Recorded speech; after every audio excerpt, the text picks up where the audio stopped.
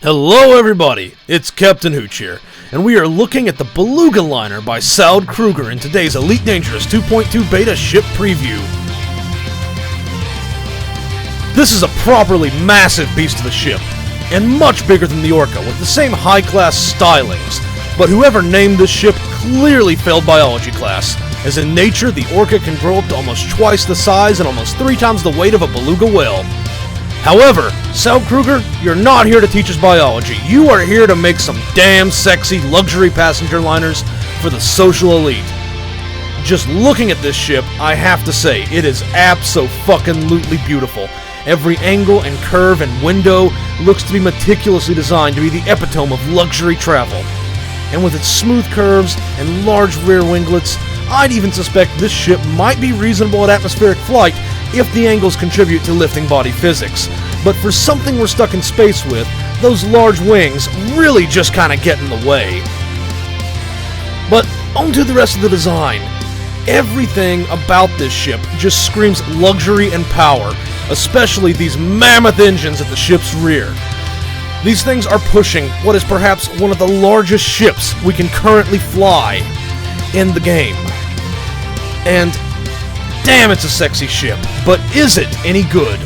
Let's find out. Now, the first stop with any new ship like this is, of course, the outfitting bay. Because stock ships, they're really not that great. So we gotta upgrade her. So, first off, she's not offering much in the way of defenses. Only 5 Class 2 medium hardpoints. But they are well placed, so I believe turrets will be the way to go with these. And besides, that's probably your best option anyway. This boat's pretty big, and that makes it an easy target. And for our utility hardpoints, we get 6. That's enough to give you plenty of variation in your loadout. For the core internals, there's a Class 6 power plant, Class 7 thrusters, Class 7 frameshift drive, Class 8 life support, Class 6 power distributor, Class 5 sensors, and a Class 7 fuel tank. As for the optional internals, I'm gonna let old me explain this because he had a few issues to bring up. Now we can go down to the optional internal, and this is where the ship is interesting. You can see I've cleared this one out, but this is where I want to say the interesting bits. On the Class 6, check this out, we can put whatever we want in here. This Class 6, check it out, put whatever we want in here. But here's where it gets good. This one here, what's this? Only cargo, hull, or passenger? Okay, how about this one? Cargo, hull, or passenger. Cargo, hull, or passenger. Cargo, hull, or passenger. And then once we get down to the Class 4 and smaller slots, you can add whatever you like. Now, personally, I'm not a fan of this. I'm not sure what the reasons are for this design choice, but it really limits the versatility of this ship, and if you ask me, that's not a good thing. But on a positive note, we can now get passenger cabins that are smaller than Class 4, so that means you can specialize this ship a little bit more towards the type of passengers you want to carry. Speaking of which, when you do build this ship out, you gotta remember, these passenger cabins, well, we'll take Class 6. For cargo, you're looking at 64 tons. But if you're wanting to carry some people, 8 luxury, 12 first class, 16 business class, and if we go to the economy class, you can get 32. It's a fraction of what cargo is. I mean, that's understandable. People need more space. They need to be able to move around, float around, walk around, place to eat, place to sleep. You can't just shove them in a tube and then haul them off to parts of the galaxy unknown. Unless they're slaves. So, it's definitely forcing you to specialize it as a passenger ship, although I am just a little bit upset that I can't customize these 4 slots right here, because it really limits what I can do with the ship. You are pretty much required to use these for cargo or passengers or hull reinforcements. That's all you can do. You can't put in a fuel scoop, you can't set a refinery module in here if you want to have this thing be a miner, you can't do limpet controllers or any of that mess. It's kind of shitty if you ask me. So, let's look at shield generator options. What's the biggest shield generator we can fit? A Class 6, obviously, but the smallest one, that's also important to know. This thing, let's see, with nothing else on it right now, can we fit a 5A? See, where is the 5... No, we can't, because the whole mass exceeds the shield generator. So you're going to be stuck with Class 6 shields, regardless. So you have to put one of your 6s as a shield generator. So, what else can we do here? Now, here's where you got to make an important decision, since you cannot put a fighter hangar in a Class 4 slot. And you can't do a fighter hangar in either of these Class 5 slots. And this ship has really weak defenses and offensive capabilities. You're going to have to decide right now what's more important to you. Do you want to put your fighter hangar here and then be reduced to a Class 4 fuel scoop? Or do you want to forego having a fighter hangar altogether and just have a Class 6 fuel scoop? Or do you want to forego a fuel scoop and just do short-range passenger missions? You see, that's the thing I don't like about this ship. The outfitting options are not brilliant. They're too limited, and I don't think that's a good design choice. Anyway, let's just go ahead and finish outfitting this thing, and we'll take it out for a spin and just see what we can do with it. Now, while old me gets to work outfitting this ship, I think it's time we cue up some music. Something that I imagine the people who would patronize such a luxurious thing would listen to. Yeah, that sounds about right. Now let's finish outfitting this ship, and then we'll go have a look at the bridge and take her for a spin. Now, while we're up here on the surface, this is a great time to talk about the cockpit. You can look around and see that this bridge is just fucking spacious. It feels like some kind of cross between a luxury bullet train and some kind of very high-end futuristic airliner, which I really like. All the details on it, they just scream that this is definitely a luxury ship. Something for the rich and the wealthy and the powerful to ride in. Okay, leaving the station, let's see how she handles. The vertical thrusters feel nice and responsive, and if I push all the way up on the stick, let it go, the drift is very minimal, which is nice. Anyway, we're probably going to want to go out of here full pips to shields, just because this guy has decided to piss off the station. And somehow hasn't exploded yet. Not sure what's going on here.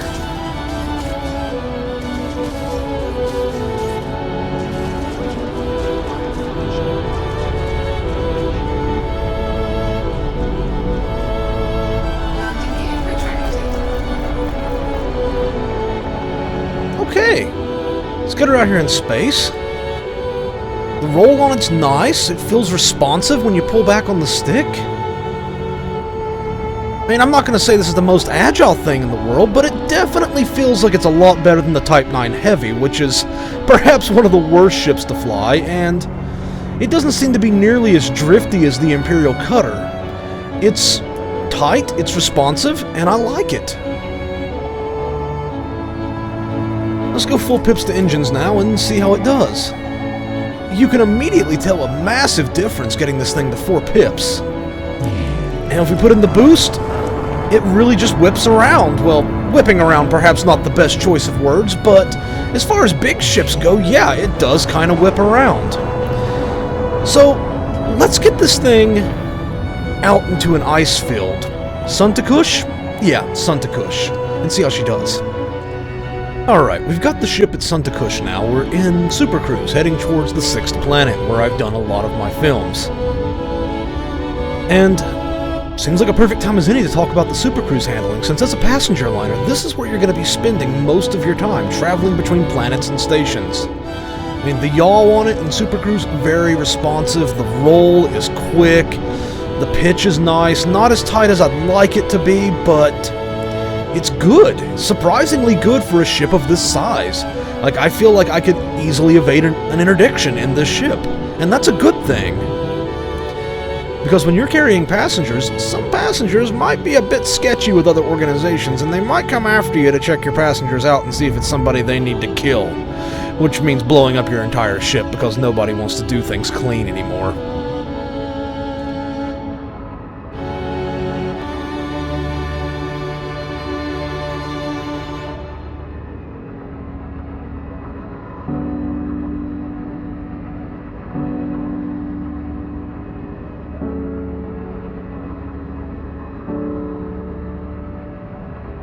Alright, down here in the ice, let's see how this thing does. This is definitely not the kind of place you want to fly a ship of this size, so that's exactly why we're flying it here. We got full pips to engines, 2-inch shields. Let's see, we're hitting around 290 some meters per second. I wasn't even having the throttle jammed all the way forward. Let's see if we can get this thing up to 300. Come on, 294, boost again. 280, 94, 95. 295, that's as fast as we can get this thing. Perhaps we might want to go see if we can get some engineer mods on it later. No promises if we can do that, but I'll try to fit it in. Turns nicely. Let's see if we can hug around one of these big rocks. Ooh, that is close. Oh man, this thing is... Oh, we're gonna ding it. Holy shit, we didn't ding it. That was close. Holy crap, this thing handles great. For a ship of its size, it feels scary going this close to stuff, but it just pulls through like a champ, and that boost just pulls it straight out of any drift I've created. Wish the distributor for the engines could recharge just a little faster, but it's not too bad. Oh, this is lovely. Let's see if we can find some tight spots. Right here looks good. See if we can squeeze it through right here without dinging.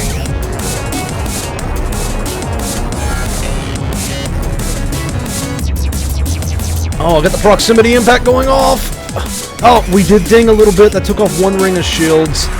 Not ideal, but the ship's a lot bigger than it feels.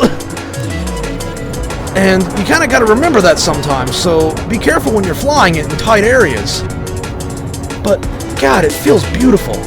Let's take her down to the planet and see how she handles in the canyons.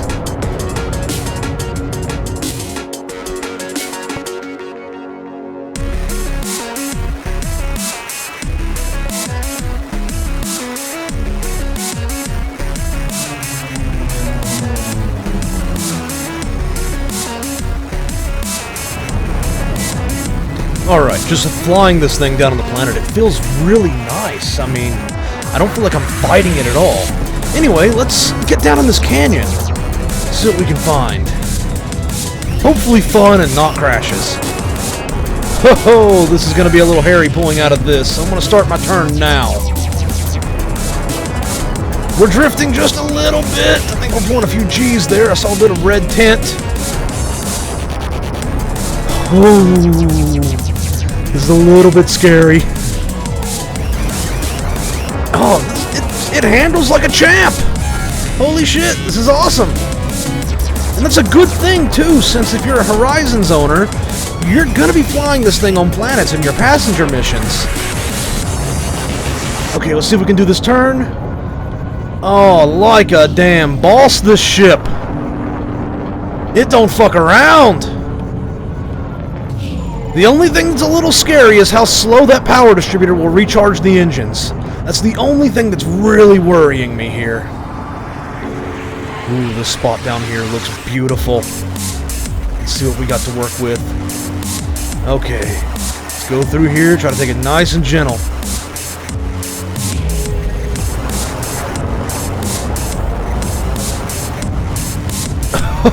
Oh, man. Alright. I know I'm not reviewing the the F-63 Condor anymore, but, look, Condor and Core Dynamics, you guys, you're getting your agility kicked by a big-ass passenger liner. I love this thing. It handles like a dream. Okay, let's get up over this ridge. Oh, that is fantastic. I mean, we are dinging it a little bit because we're forgetting just how big this ship is, but... Oh, it's gorgeous. Okay, I think it's time, though, that we get back into space, head back to Dalton Gateway, and do our race around the station. Let's see how fast this thing is.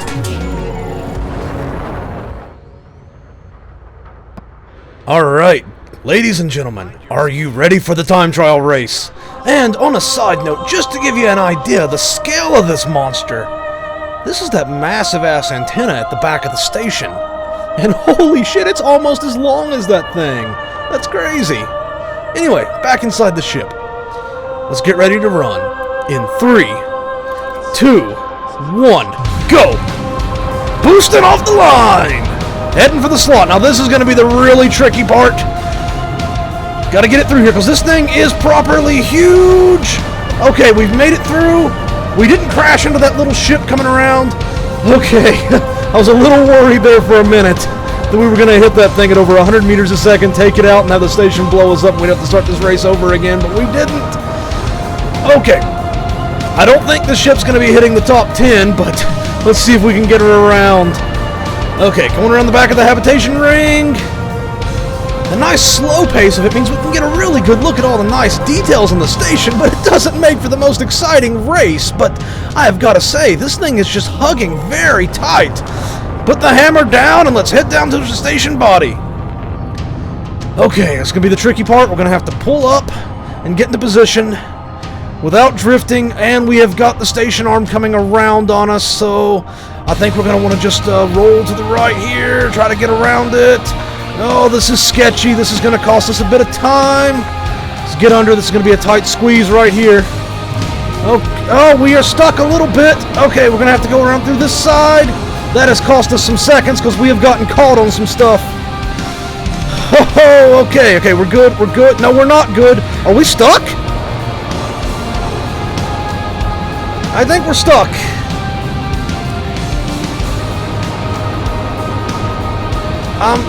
Guys, I think we might be a little stuck. Maybe we can just flip her out.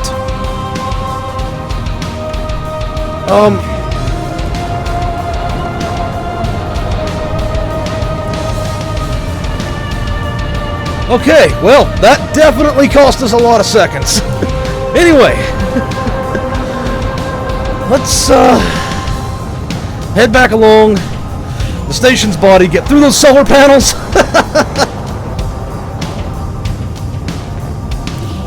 Go around the back. Let's see if she can hug tight to this without hitting it. Oh, that is properly close and scary. Let's hit this boost, come around, back to the solar panels. Can we make it without getting stuck again? This is going to be the true test of this ship. Oh, the shields are offline. Those big wings on the end are really hindering us here. Okay, I'm a little bit scared to try and do this again. Can we get under this one? Yeah, we're through. We've taken a bit of damage, though, on this run. Let's boost through this one. Okay, we've made it. It will fit, but barely. Holy crap, I cannot flip her around so soon. I'm forgetting how big this thing is. This ship's not going to make any records, and we're already done the 30% hull. We've done more damage to ourselves trying to make time than we have anything else. Now we get to the slot without exploding. Let's see if we can do this. And oh, that's going to be a 5% hull. We didn't make it. That is a DNF for the Beluga Liner. It is too damn big. Okay, guys, with the DNF on the race, it is now time to give my closing thoughts. I like it. I think it's a good ship. It handles great in space, on planets, even in supercruise, even does a good job of evading interdictions, as you can see here. Buy the Beluga. You're gonna love it. Unless, you don't like giant ships and passenger missions, then you might not love it, but I mean, still, if you ever have the money just sitting around, burning a hole in your pocket, if you're not planning on passenger missions, get a Beluga anyway, just to play around in, to have fun in, because it's a good ship. And I'm definitely going to be saving my money for one. And back on the note of the race, I do want to say I went back and looked over the footage. We were stuck for approximately 38 seconds. And we blew up at about 311.5. So if we adjust that for the time we got stuck, we really would have come out of the race at about 223, 224. So it's not fast, it's not the most agile, but what really gets it, and I think what a lot of people are going to complain about until they get used to the ship, is the wings. The ship already feels properly big, and you don't really get a feel for where the wings are very well in this ship. Kind of like how you don't get a feel for how high up the Anaconda's bridge is the first time you fly one, or how far forward the cockpit is versus how far back the ass end and the nacelles are on an Imperial cutter go, or Imperial clipper. So that's something we're going to have to get used to with it, but I can't really dock it too much for that. So, all in all guys, good ship, definitely buy it. And for now, this is Captain Hooch, signing off. Until next time, fly safe and good night.